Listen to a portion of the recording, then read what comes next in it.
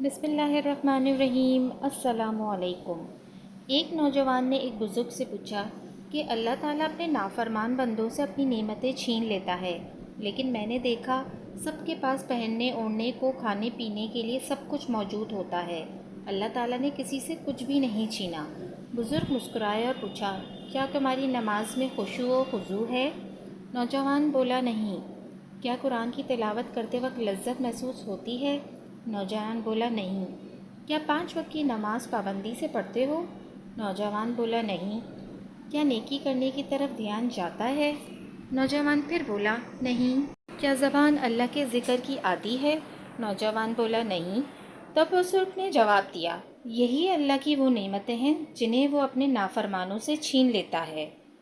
مقام فکر: موجودہ دور میں ہر مسلمان اللہ کی دی ہوئی مادی نعمتوں کو پا کر خود کو دنیا خوش قسمت ترین انسان سمجھتا ہے کہ میرے پاس تو اللہ کا دیا ہوا سب کچھ موجود ہے، جبکہ حقیقت میں وہ نعمتیں ہمارے لیے آزمائش ہوتی ہیں۔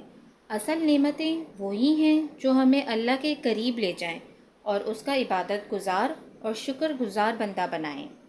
جزاک اللہ۔ اگر آپ کو میری یہ ویڈیو پسند آئی ہے تو پلیز میرے چینل کو سبسکرائب کرنا نہ بھولیے گا۔